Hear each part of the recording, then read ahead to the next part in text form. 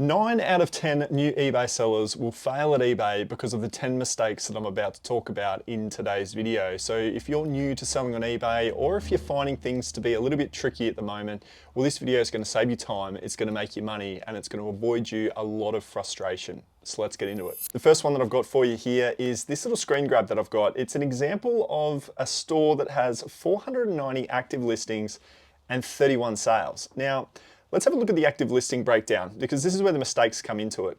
Cost of goods average is $5. This is the case example that I'm going to use. Now, this cost of good could be so much more. It could be even less, but I'm just going to go with a nice round number of $5. That's $2,450 worth of value.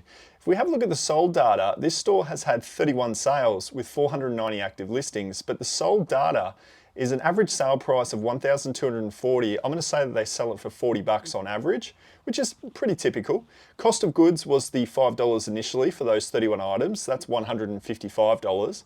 I'm going to say postage is $8. That's $248. And then the fees, working off about 15%, which is pretty standard, turns into $186. So your profit on the items that you've had go on to sell is $651. You've done really well to make 650 bucks, but your net position as a business is, well, a whole lot less than that. We're talking about, well, $3,800 in the negative. Reason being is, obviously, it's pretty dramatic that you can see there, 490 active listings is the culprit. If we don't attend to this right at the very beginning, early stages, what happens is our store size starts to grow. Here's an example of what this store would do if they continued on their trajectory. They would grow to an average store size of about 800 items. They would have a sold total of 59 orders.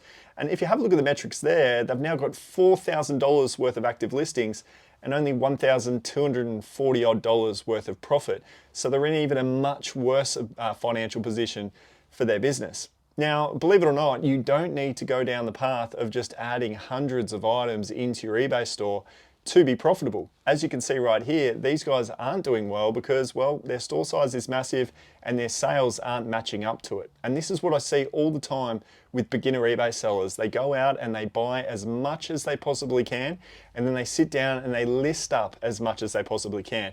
I can't knock the work ethic. I've done it myself, and I was doing this 5 years ago as well. I was building up my store size to a point where I had 2,800 items in my store, and I certainly had a sold data which was pretty similar to what you're seeing here.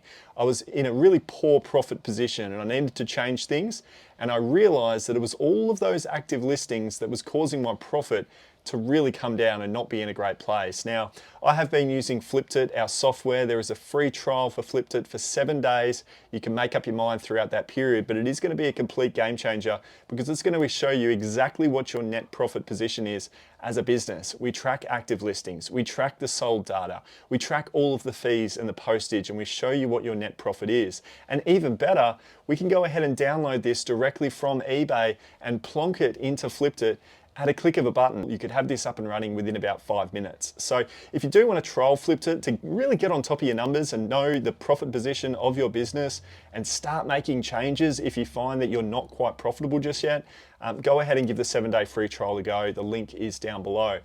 Let's have a look at this from a really efficient eBay selling price point. So I'm going to look at this from this example. We've got 15 active listings. That is only going to be at a $5 cost of good at $75 worth of listed value. Now, if everything that you bought was just simply going on to sell, and this is possible, this isn't some fancy thing that just can never happen. This happens all the time with the successful sellers. Let's say you had 31 sales compared to 15 active listings.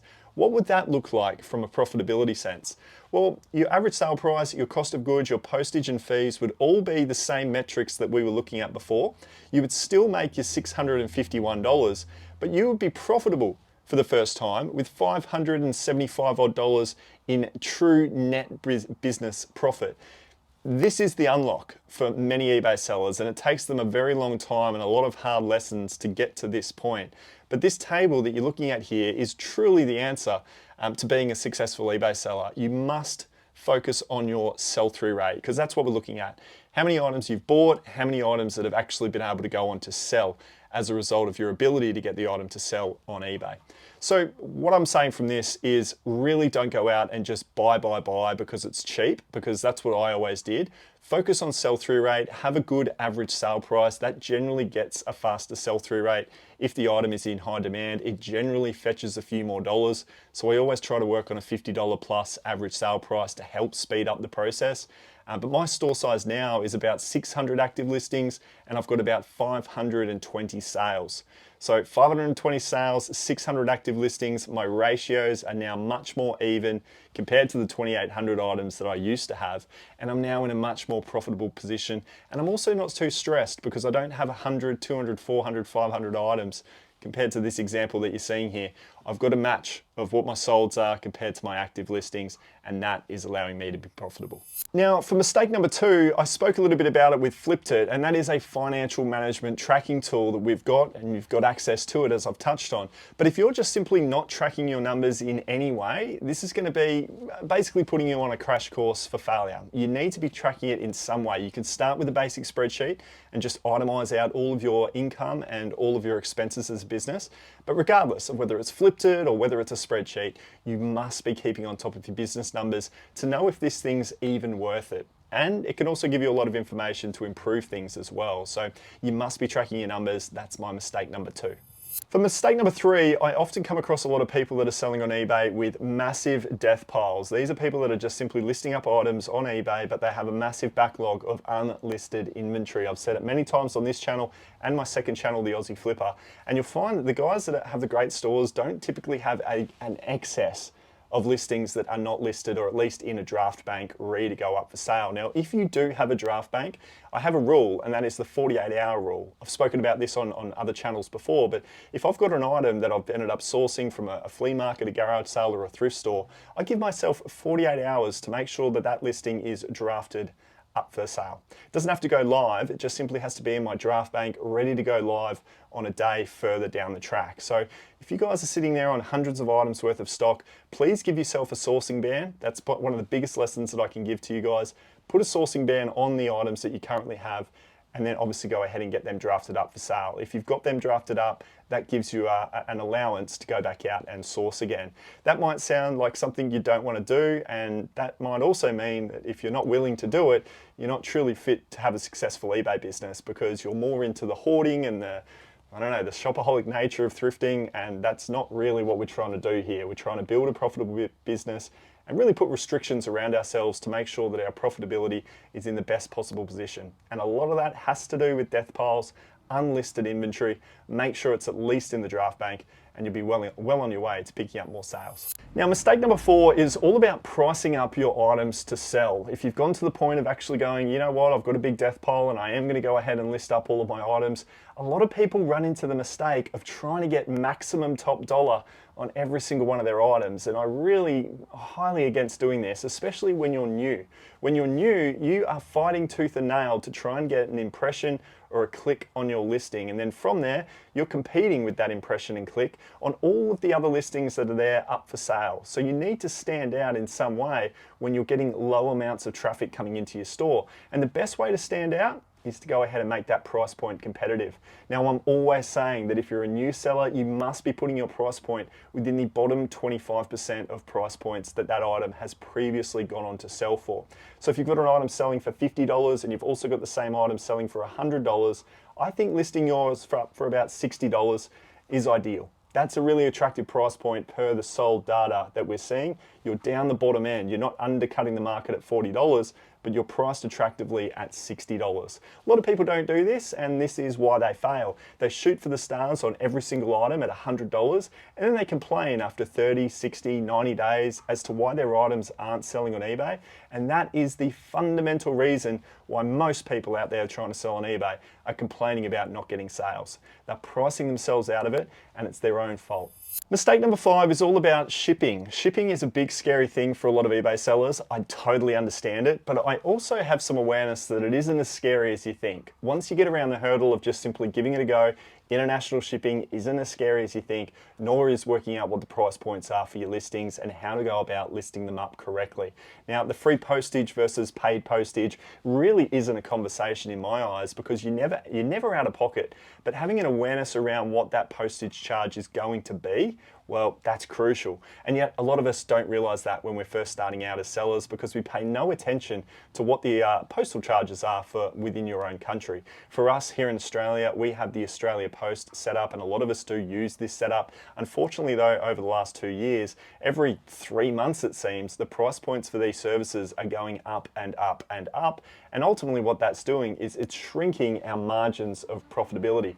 So if we're not fully aware of what is going to be that postage charge, whether we're charging for it directly or we're bundling it into our listing price and offering free postage, we need to be aware of what that is. Now, how do we become aware? Well, we simply go onto our postage provider's website and we literally print out what those postal rates are for what you're going to be sending your items off in. That's going to be crucial. From there, once you know what the price points are, use free services like eProfit. eProfit is a great profit tracking calculator where you can type in all of the profit awareness numbers and see exactly how much you're making when the correct postage charge is taken into consideration.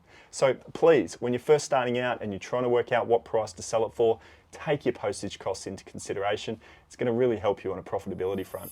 Now, mistake number 6 has to do with what items you're choosing to source. I think when you're first starting out, there is certainly a place for you to be an everything seller. But there is over time, once you've started to do this now for a little bit, and look, you might be watching this going, well, I actually have sold on eBay for a couple of months now, maybe even a couple of years, and I'm still an everything seller.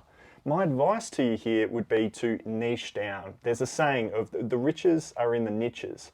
And I believe that to be true. When you get really hyper-focused on a category, your sourcing opportunities start to pick up because you're gaining more connections than you were when you were an everything seller. And you start to understand the nuances of the product a little bit better. You come across the multiple same product over and over again. Therefore, you get more firm on awareness as to what the price is that you're going to be able to sell it for.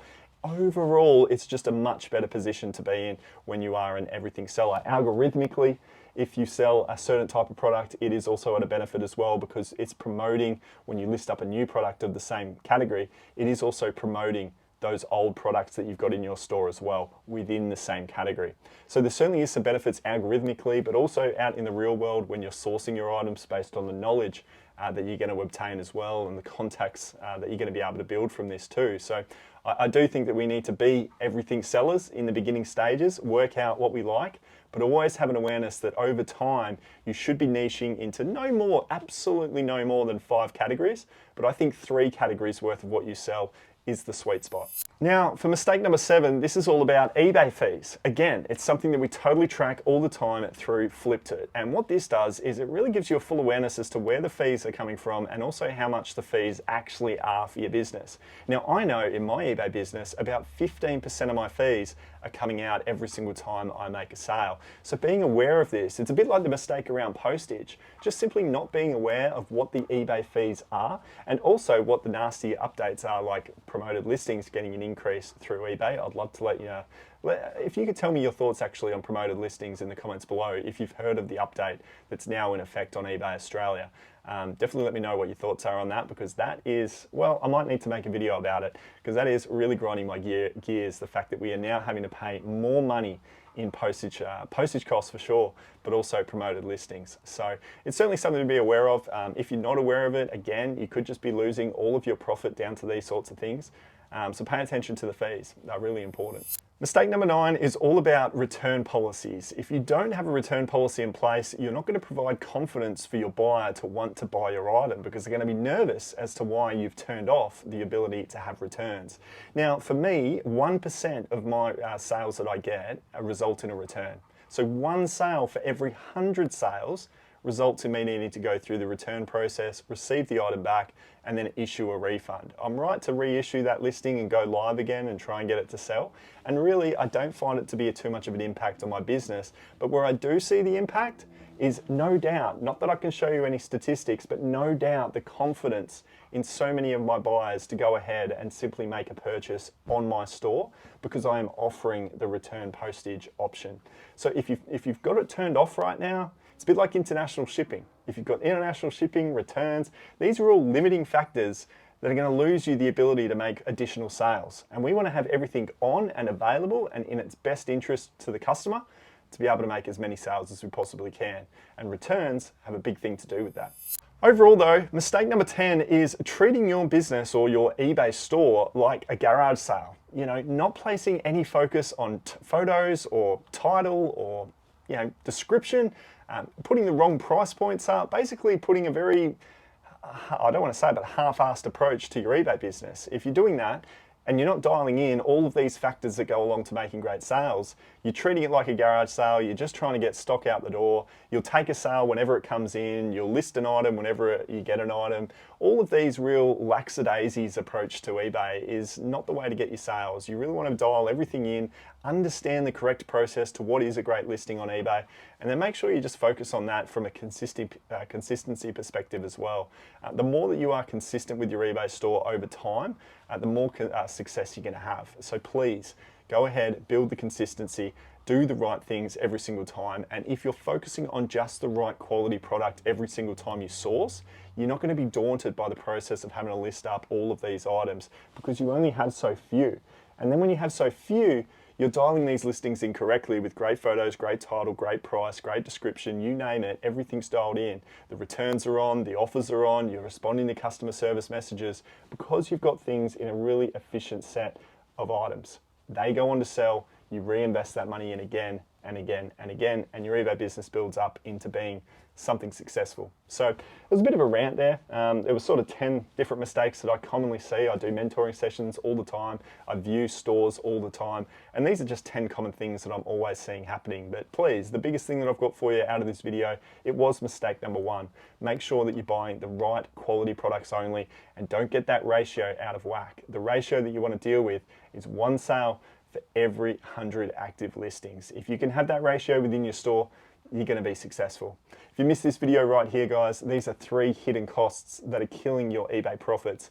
We'll see you over there for that one.